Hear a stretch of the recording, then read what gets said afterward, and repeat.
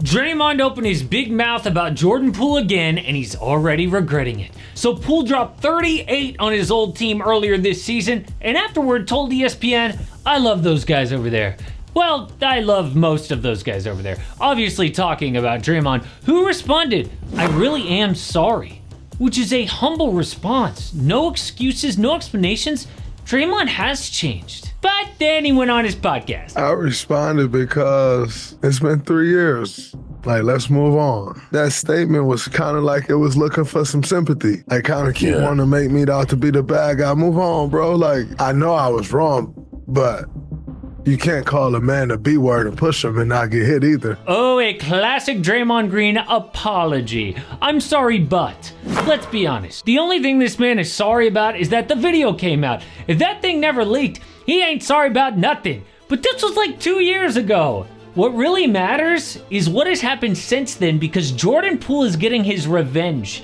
So after the punch, dude was obviously in a dark place. But it is the NBA All-Star break and Underdog has us covered. Of course, you guys know that I love to play pick'em. I pick higher or lower for whatever stats of players that I like, whatever games I'm gonna watch.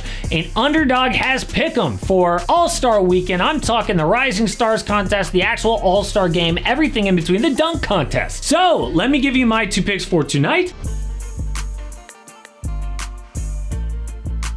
And best of luck if you are tailing those picks. By the way, check out this map to see if Underdog's available where you live. States like California and Texas, they got Florida with champions. If it's your first time signing up, please use my promo code AMHOOPS. You get up to $1,000 in bonus cash, plus a special free pick. It is a great time to sign up with the last stretch of the NBA season coming.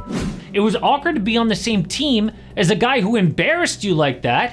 And in this game, Steph had to get on Jordan for pushing Draymond away, telling him that isn't gonna effing help. But then they traded him to the Wizards, and did that help? No, it made it worse. Jordan looked miserable to be a Wizard, and he started making bonehead viral plays every other night. The whole world was happy about how miserable Jordan's life had become. But his high school coach said, when Jordan left San Francisco, I think that really tore something out of his heart. I think he's struggling a bit with the transition because he was so comfortable in Golden State and he just loved it there. But for some reason, this year is different. Even though he's on the worst team in the NBA, he's having his best season ever.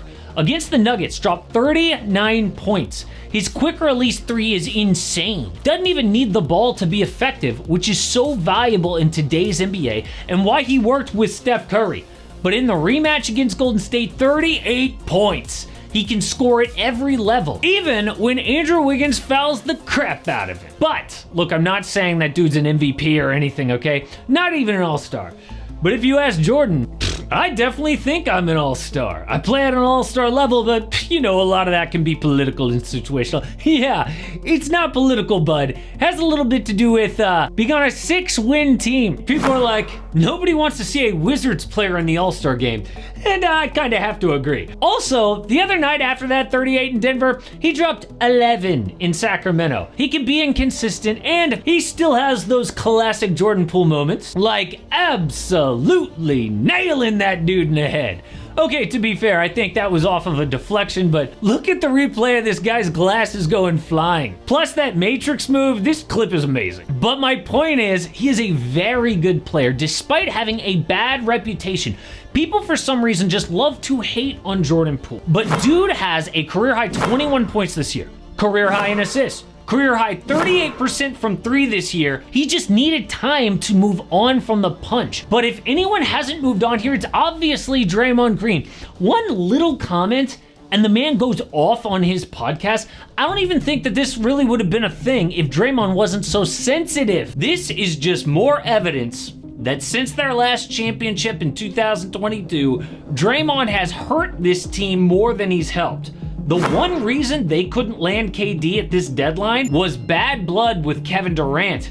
It's funny because guys love playing with Steph, the most humble superstar of all time, but they can't stand how miserable it is to play with Draymond. We'll see how it goes now with Jimmy Butler. Meanwhile, Poole is exactly what the Warriors need right now. Defensive side, he's a 25-year-old elite shot maker who doesn't need the ball with championship experience, who they traded for 38-year-old Chris Paul? Stupid. It was the Warriors got Chris for Jordan Poole, Patrick Baldwin Jr., Ryan Rollins, a 2030 protected first, and a 2027 second? Really?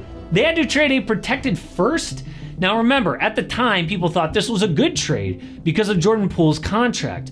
But what happened next? Well, the Dubs missed the playoffs with Chris Paul, who only played like half the year. Then they waived him just to save money and spent the $12.8 million mid-level on DeAnthony Melton, who has already torn his ACL. So yeah, I would say the Warriors lost that trade. But why did they trade him to begin with? It didn't have anything to do with basketball. Obviously, it was chemistry.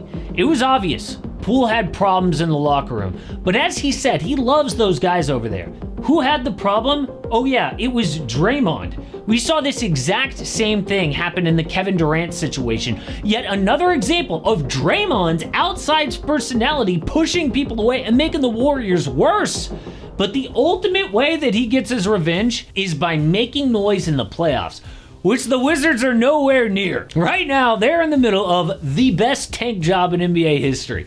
By far the worst team in the NBA to get Cooper Flag. However, I ran 10 simulations on tankathon.com, and in 5 of them, DC dropped to the number 5 pick. They only won the lottery 1 time. It's exactly what happened to Detroit all of those years. Nothing is guaranteed with these new draft odds, so they need to trade players now. They can actually get assets back to improve, unlike last year. Can you believe they had offers on the table for Kyle Kuzma, but were like, nah, we're good, we're gonna hang on to him. Instead, they got a washed up Chris Middleton and a pick swap at the deadline for Goose. That was dumb. Don't make the same mistake this offseason when they can make trades again. But lucky for Poole, The Athletic says the Nuggets have either expressed interest in or have had trade discussions on the following players: Zach LaVine, Jordan Poole, Jordan Clarkson, DeAndre Hunter, Cam Johnson, and Jonas Valanciunas. We know Denver made 0 moves at this deadline, but how amazing would it be to see Jordan play with Nikola Jokic this offseason? It's even worse for Russell Westbrook late in his career. But there are other teams that actually fit here. Number 1 is the Milwaukee Bucks. First of all, Jordan grew up in that area, and the Bucks are looking for a player just like him. So far, defense has been consistent in Milwaukee, but the offense has been up and down. I also like the Orlando Magic, who lack a score first guard. But what about the Pistons? They are finally decent again this year. Then bam, their second best player, Jaden Ivey, breaks his leg. But Jordan would be a perfect replacement for him, especially on offense. And they're the only team with cap space in the NBA right now. So Jordan's contract is all good. In fact, Bovada has odds for Poole's next team. Pistons number 1. Magic 2, then the Bucks, Wolves, Spurs, and Nuggets. But I predict if Poole goes to any of those teams, their fans will be pissed. Why? Because Draymond created a negative reputation around Jordan Poole as a bad locker room guy and a clown. But that's not true. Klay Thompson set the record straight after the trade. He was homegrown. I saw him put the work in. I saw him go 2-15 in the game, but then he would be getting shots up right after the game. That reminded me of my younger self. Man, this kid's going to be special. And we wouldn't have won the championship without him. Like, he was so important to us when Steph went down. Washington got a good one. Yeah. Future All-Star for sure. And now Jordan Poole is reminding us of who he really is, but unfortunately the same goes for Draymond Green. But speaking of offseason trades, by far the biggest name will be Kevin Durant. It turns out that the Suns may have burned a bridge with KD by shopping him all over the place without giving him a heads up at the deadline. Well, there is one team now rumored to land him this offseason, and normally you would never think that this franchise would be able to get a superstar like KD.